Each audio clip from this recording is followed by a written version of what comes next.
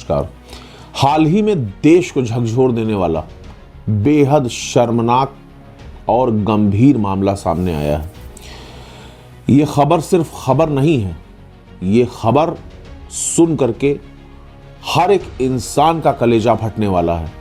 आप सोच भी नहीं सकते कि मैं आपको किस विषय पर जानकारी देने जा रहा हूं। जो खबर मैं आपको देने जा रहा हूं वो न केवल कानून व्यवस्था बल्कि परिवार और समाज के लिए भी बहुत ज्यादा गंभीर और चिंता का विषय है। हर फैमिली के लिए चिंता का विषय है, पूरी सोसाइटी के लिए चिंता का विषय है। ये खबर आपको अंदर तक झकझोर के रख देगी। आप सोचने पर मजबूर हो जाएंगे कि आखिर करें तो करें क्या। हाल ही में एक खबर सामने आई, ना ही मैं उस बच्ची का नाम आपको बताने वाला हूं जिसके बारे में मैं आपको ये खबर देने जा रहा हूं, और ना ही मैं अपने मुंह से उस जगह का नाम आपको बताऊंगा जिस जगह से जुड़ी ये खबर है, क्योंकि ये बात उस बच्ची की अस्मिता, उसके भविष्य और हर चीज से जुड़ी हुई है। एक 9 साल की बच्ची के प्रेग्नेंट होने और बच्चे के जन्म देने का मामला सामने आया कि एक 9 साल की बच्ची ने एक बच्चे को जन्म दिया है। यह खबर सुनते ही उस पूरे इलाके में हड़कंप मच गया। लेकिन इस बात से भी ज्यादा जो बात शॉकिंग थी वो ये थी कि जब उस बच्ची के पेट में दर्द होना शुरू हुआ और उसने अपने पेरेंट्स को ये बताया कि मेरे पेट में दर्द हो रहा है, तो पहले तो उसके पेरेंट्स ने इस चीज को इग्नोर करा काफी लंबे टाइम तक। कभी दवा दे दें, कभी कुछ कर दें, कभी कुछ कर दें। लेकिन जब समय बीतने लगा और उस बच्ची का पेट बढ़ने लगा, गर्भ बढ़ने लगा, तो उसके पेरेंट्स ने मामले की गंभीरता को देखते हुए ले जाकर उसका अल्ट्रासाउंड कराया चिकित्सालय में, जिसके बाद इस चीज की पुष्टि हुई कि बच्ची प्रेग्नेंट है। लेकिन इससे भी ज्यादा जो चीज खतरनाक थी, इससे भी ज्यादा जो चीज पूरे दिमाग को, सिस्टम को डिस्टर्ब कर देने वाली थी, वो ये थी कि खुलासा ये हुआ कि उस बच्ची के पेट में जो गर्भ था वो उसी के सगे भाई का गर्भ था।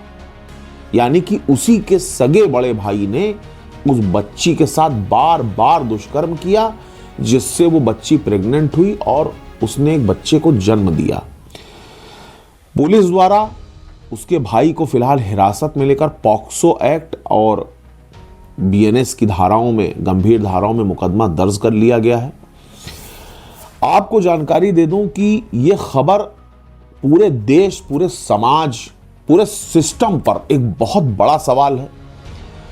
हम लाड़ प्यार, दुलार, या कह ले फैसिलिटीज, या कह ले इग्नोरेंस, ये सब जताने के चक्कर में, दिखावे के चक्कर में ये भूल जाते हैं कि आखिर हम अपने बच्चों को किस तरफ ढकेल रहे हैं, किस तरफ उनको, किस गर्त, किस खाई में धक्का दे रहे हैं। सिर्फ महंगे महंगे स्कूलों में पढ़ा देना, सिर्फ मोटी मोटी फीस जमा कर देना, सिर्फ बड़े बड़े इक्विपमेंट्स, बड़े बड़े गैजेट्स दिला देना, गाड़ी घोड़ा दिला देना, मोबाइल फोन, लैपटॉप्स दिला देना, महंगी महंगी ड्रेसेस दिला देना, पॉकेट मनी देना, उनको पिकनिक पे भेजना, उनको दोस्तों के साथ पार्टीज करने भेजना, इसे गार्जियनशिप नहीं कहते।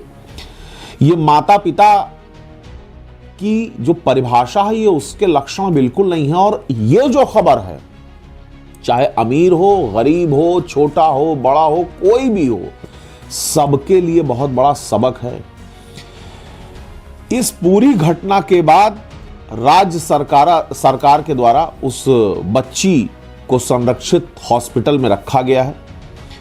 डॉक्टर और बाल संरक्षण अधिकारियों की टीम उसकी शारीरिक और मानसिक देखभाल लगातार कर रही है। मामला CWC यानी कि चाइल्ड वेलफेयर कमेटी की निगरानी में है।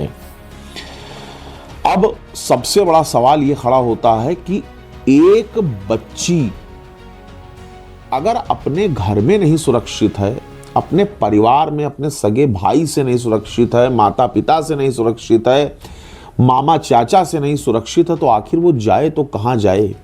तो सबसे बड़ी बात यह है कि इसके जिम्मेदार हम और हमारा पूरा समाज है।